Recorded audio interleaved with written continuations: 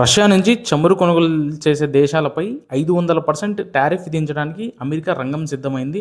Yes, మీరు విన్నది నిజమే. అసలు 50% అనుకున్నారు, 500% టారిఫ్ విధించడానికి ఈ ఒక బిల్లును కూడా తీసుకొచ్చింది. ఆ బిల్లు గురించి, అసలు జరుగుతున్న ఇష్యూ గురించి మనం ఈ వీడియోలో ఫుల్గా ఎక్స్ప్లెయిన్ చేసుకుందాం. Hello everyone, I'm Naseer Baba. మీరందరూ చూస్తున్నారు లైఫ్ ఆఫ్ నసీర్ ఛానల్.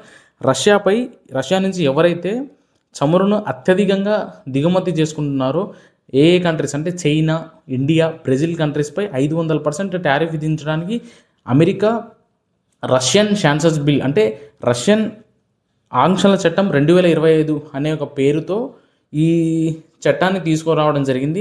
ఎవరైతే గ్రహం బ్లూ మెటల్ అనే వ్యక్తులు ఈ బిల్లును ప్రవేశపెట్టారో డొనాల్డ్ ట్రంప్ ఆమోదించారు. కానీ చట్టసభల్లో మాత్రం ఈ బిల్లు ఆమోదించబడితే కంపల్సరీ మనపై 500% టారిఫ్ విధించబడుతుంది. ఇది ఇండో అండ్ అమెరికన్ సంబంధాలకి ఎంతో కొంత దెబ్బతీస్తుంది.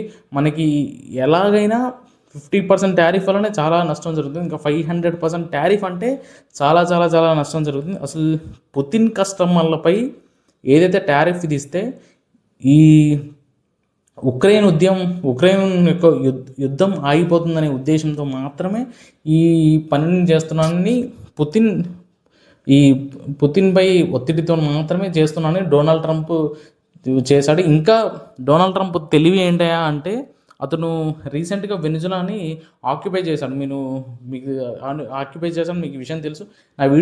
నేను నా యూట్యూబ్ ఛానల్లో ఆ వీడియో కూడా చేశాను. ఒకసారి వెళ్ళి చూడండి.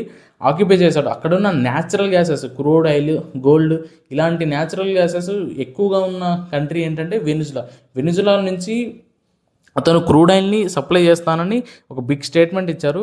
అయితే ఇండియా అనేది 3 వాటాదారుడుగా ఉంది. అంటే మనం ఏదైతే క్రూడ్ ఆయిల్ని దిగుమతి చేసుకునే వాటిల్లో ప్రపంచంలో 3వ స్థానంలో ఉంది. మనం ఎంతైనా ఎక్కువగా దిగుమతి చేసుకుంటాం కాబట్టి వీళ్ళని కస్టమర్గా చేసుకుంటే నాకు ఎంతో కొంత బిజినెస్ అవుతుందనే ఒక ఉద్దేశంతో మాత్రమే ఈ డీటీ ఏదైతే డొనాల్డ్ ట్రంప్ ఒక ప్లాన్ అనుకోవచ్చు. ఇంకేంటి అంటే మనం రష్యా నుంచి అసలు ఎప్పటి నుంచి క్రూడ్ ఆయిల్ని తీసుకుందాం అంటే రష్యాలో 2021లో కేవలం 0.2% మాత్రమే క్రూడ్ ఆయిల్ని మనం ఎక్స్పోర్ట్ చేసుకునే వాళ్ళం. మన ఇండియా 88% అనే క్రూడ్ ఆయిల్ని బయట నుంచే సప్లై చేస్తూ ఉంది. రష్యా ఉక్రెయిన్తో 2022లో ఏదైతే వార్ని స్టార్ట్ చేసిందో ఆ వార్ స్టార్ట్ చేసిన తర్వాత వెస్టర్న్ కంట్రీస్ అన్నీ ఈ రష్యాకి యాంటీగా మారడం వల్ల మన ఇండియా ఈ రష్యాకి సపోర్ట్ చేస్తూ ఉంది. అంటే మిత్రదేశం కాబట్టి అక్కడి నుంచి మనం క్రూడ్ ఆయిల్ ప్రైజెస్ తగ్గడం వల్ల 40% క్రూడ్ ఆయిల్ని అక్కడి నుంచి మనం దిగుమతి చేసుకుంటున్నాం. అండ్ ఇది మనకి తక్కువ ధరకు లభిస్తుంది కాబట్టి అక్కడి నుంచి మనం దిగుమతి చేసుకుంటూ ఉన్నాం. అమెరికా హెచ్చరించడంతో ఏదైతే మనం ఫస్ట్ టారిఫ్స్ వేసింది 100% టారిఫ్ నుంచి 50% టారిఫ్కి తీయడానికి మెయిన్ కారణం ఏంటంటే మనం 3వ వంతులో ఉన్న వాళ్ళం ఈ డిసెంబర్లో 4వ వంతు ప్లేస్కి వచ్చాం. అంటే అమెరికా హెచ్చరించడంతో ఇంకా రియల్ టైం డేటా ప్రకారం మనం డైలీ నవంబర్లో వచ్చేసి $1.84 బిలియన్ బారెల్ల క్రూడ్ ఆయిల్ని ఎక్స్పోర్ట్ చేస్తే ఈ డిసెంబర్లో వచ్చేసి 1.2 మిలియన్ బారెల్ని మనం ఈ క్రూడ్ ఆయిల్ని ఎక్స్పోర్ట్ చేస్తూ ఉన్నాం.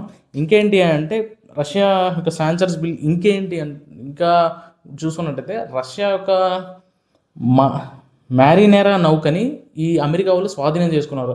అంటే ఇంకా క్లియర్ కట్గా మనం చూసుకున్నట్టయితే కంపల్సరీ అమెరికా రష్యాని వార్లో దిగబోతున్నాయని ఒక sign, third world war compulsory రాబోతుందని ఇంకో సైన్ కూడా మీకు అర్థమవుతుందని నేను అనుకుంటున్నాను.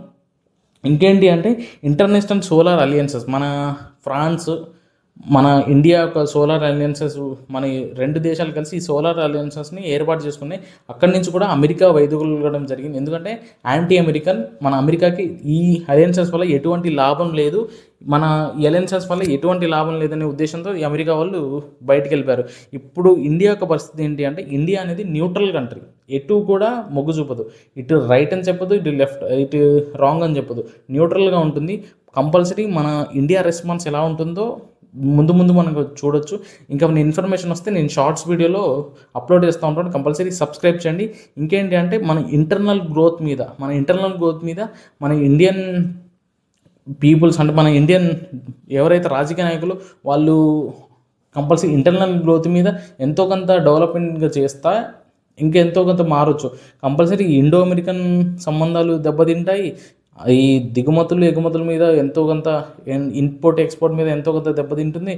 అండ్ వెస్ట్రన్ కంట్రీస్ మీద మన యొక్క పాత్ర అనేది చాలా ఏదో తేడాగా ఉంటుంది. అంటే దీనివల్ల న్యూట్రల్గా అందుకే ఉండడానికి కారణం ఇంకేంటి అంటే ఇది ఒక మోరల్ ఎఫిషియన్సీ మీకు చెప్పాలంటే, ఒక పెద్ద సముద్రంలో ఒక పెద్ద నౌక పోతూ ఉంటుంది.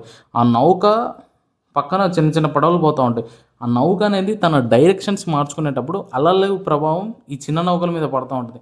కంపల్సరీ ఈ చిన్న పడవలు కూడా చాలా జాగ్రత్తగా ఉండడం మేలు అని నేను అనుకుంటున్నాను. కంపల్సరీ అసలు ఈ రష్యన్ శాంక్షన్ బిల్స్ అంటే ఏంటి, ఈ 2025 వల్ల 25 రష్యన్ శాంక్షన్ బిల్స్ అండ్ అక్కడ జరిగిన అలయన్సెస్ ఏంటి, అసలు 500 టారిఫ్స్ విధిస్తారా లేదని మీరు కామెంట్ బాక్స్లో కామెంట్ చేయండి.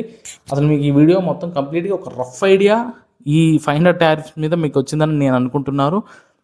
ఇలాంటి ఇన్ఫర్మేటివ్ కంటెంట్ కోసం నా ఛానల్ని సబ్స్క్రైబ్ చేయండి, మీ ఫ్రెండ్స్ అండ్ ఫ్యామిలీ అందరికీ షేర్ చేయండి, కామెంట్ బాక్స్లో కామెంట్ చేయండి, కంపల్సరీ సబ్స్క్రైబ్ చేయండి. రేపటి వీడియోలో మళ్ళీ కలుద్దాం. See you tomorrow. బై.